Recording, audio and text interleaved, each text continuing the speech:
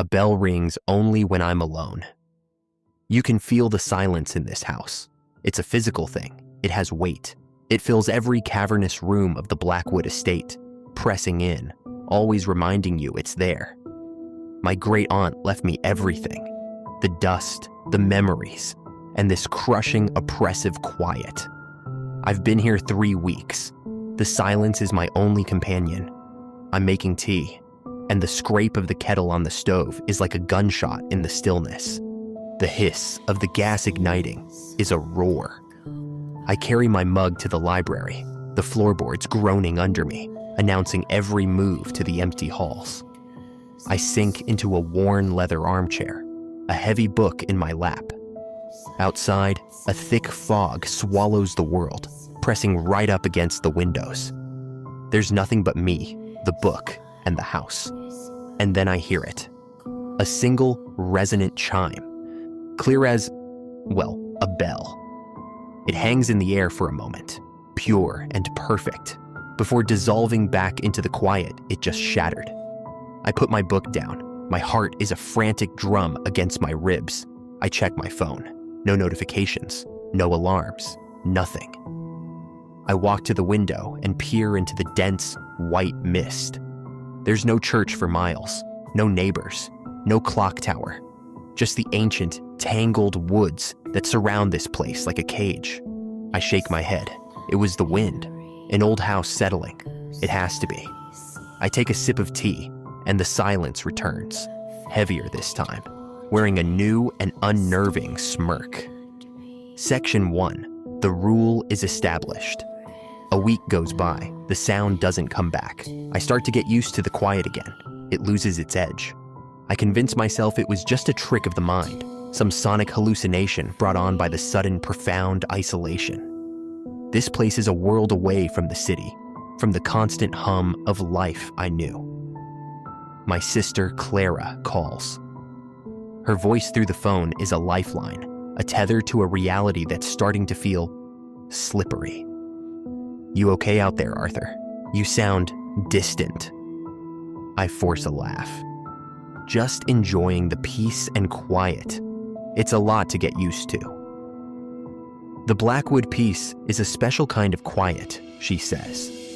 And there's a strange note in her voice I can't quite place. That house, it gets inside your head. Don't let it. We talk for another 10 minutes.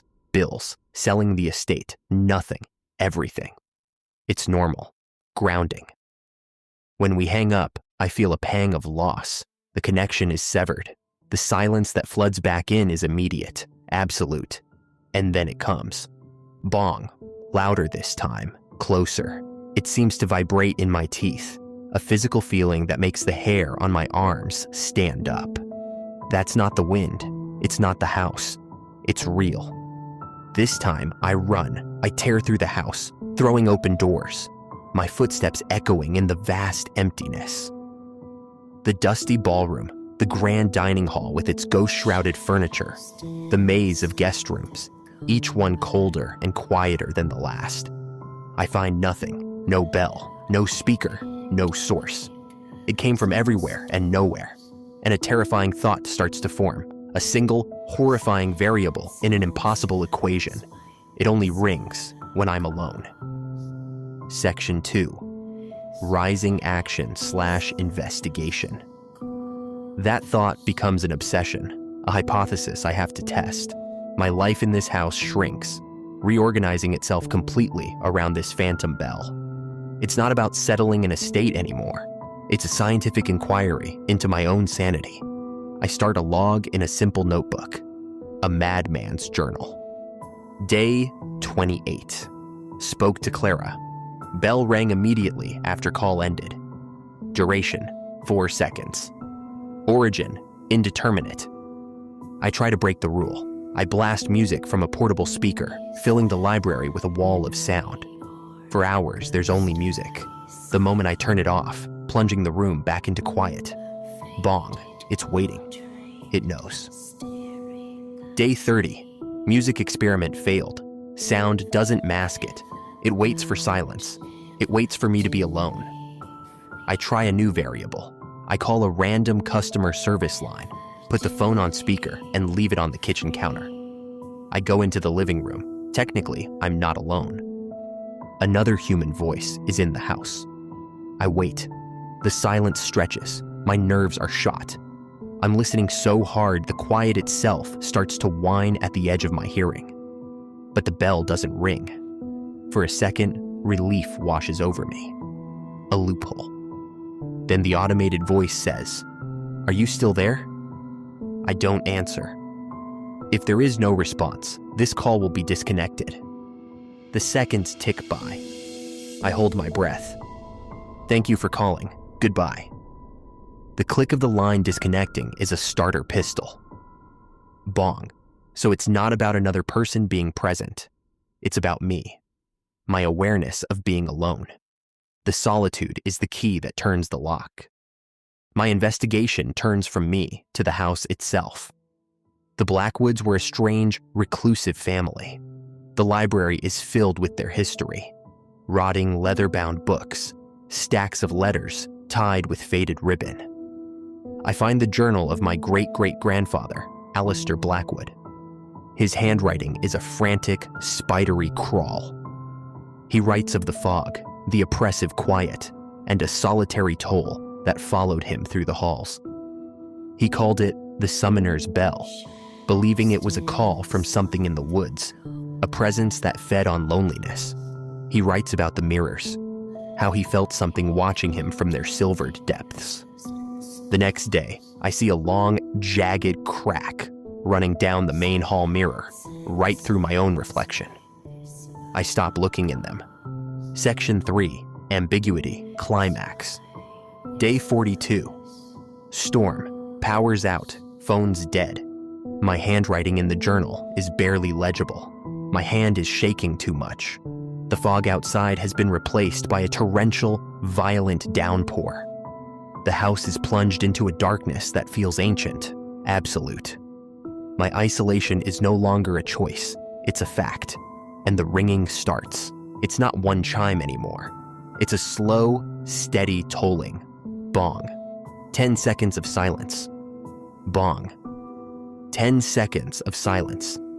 Bong. The rhythm of a funeral dirge. A maddening, inescapable count. It's the sound of my sanity being hammered into dust.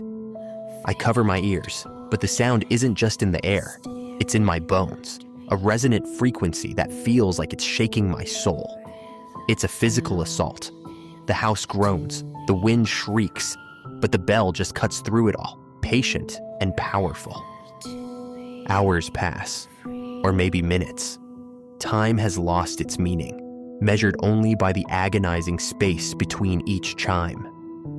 I'm huddled in the middle of the library, a flickering candle, my only light. The shadows dance and writhe, making shapes in the corners of my eyes. The tolling continues, each ring another nail in my coffin. I can't take it anymore. The silence between the chimes is worse than the sound itself, filled with this terrible, breathless waiting. I stagger to my feet, my legs trembling, and I scream into the deafening dark. "What do you want from me?" My voice is raw and pathetic. The huge room and the storm just swallow it whole. And the bell stops. The silence that follows is profound. A vacuum. All the other sounds, the wind, the rain, my own ragged breathing, are gone. There is nothing, just a silent, waiting abyss. My heart hammers against my chest. The quiet is a held breath, a predator coiled to strike. Then, bong. It's not from the house, it's not from the air, it's from directly behind me. So close I feel the vibration on my skin. So loud, it's like the world has cracked open.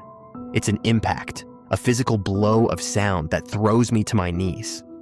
The candle flutters and dies, plunging me into total darkness.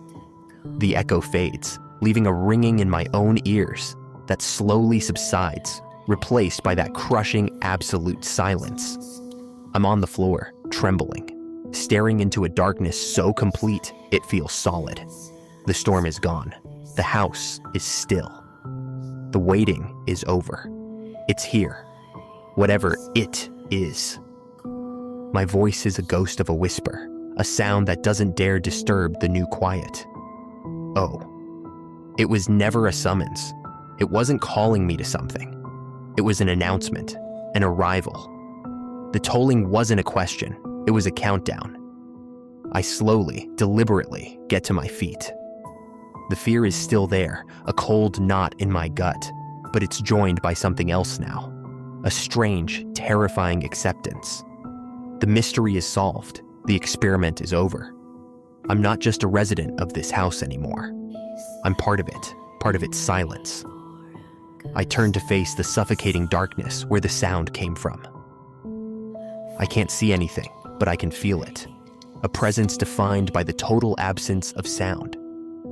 I ask the empty, watching dark one final question, my voice steady. Am I alone now? The silence gives no reply.